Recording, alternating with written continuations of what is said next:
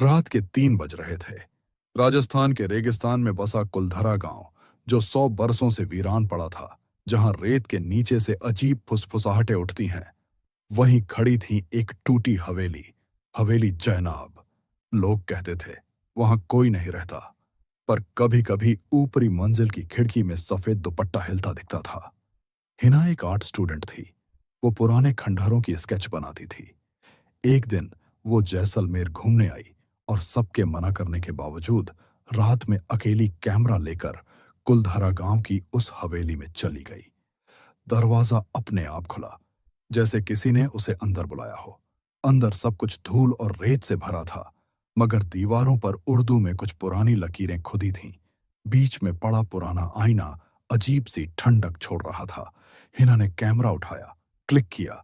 आईने में किसी की परछाई दिखी, एक ऊंचा काले कपड़ों में लिपटा आदमी, पर मुड़ने पर वहां कोई नहीं था। उस रात हिना होटल लौटी तो नींद नहीं आई। सपनों में वही हवेली, वही आईना और वो आदमी। हर सुबह हिना की पलकों के नीचे काले धुएं का निशान रह जाता। वो डरने लगी, फिर भी खींचती चली गई। अब वो रोज हवेली जाने लगी। जजीर अब उसके सामने आने लगा, कभी आईने में, कभी रेत के भंवर में। वो कहता, मैं जिन्न हूं हिना, मुझे इंसान से मोहब्बत नहीं करनी चाहिए थी, पर तू वही है जिसकी रूह मेरे हिस्से में लिखी गई थी। हिना को लगता था जब वो पास होता है तो हवा ठंडी हो जाती, रेत अपने आप उड़ती और सूरज की किरणें फीकी पड़ जाती। एक रात हिना ने पूछा, अगर मैं तुझसे प्यार कर लूं, क्या तू हमेशा मेरे साथ रहेगा? जजीर मुस्कुराया, प्यार का मतलब है रूहों का मिलना, पर अगर तू मुझे स्वीकार करेगी तो तेरी रूह अब इंसानी नहीं रहेगी। हिना हंसी, मोहब्बत में डर कैसा?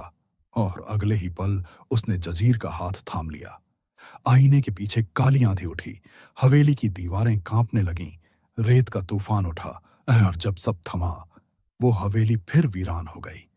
100 साल बाद आज भी कुलधरा गांव में जब अमावस्या की रात आती है, तो हवेली जैनाब की खिड़की में एक लड़की और एक साया दिखता है।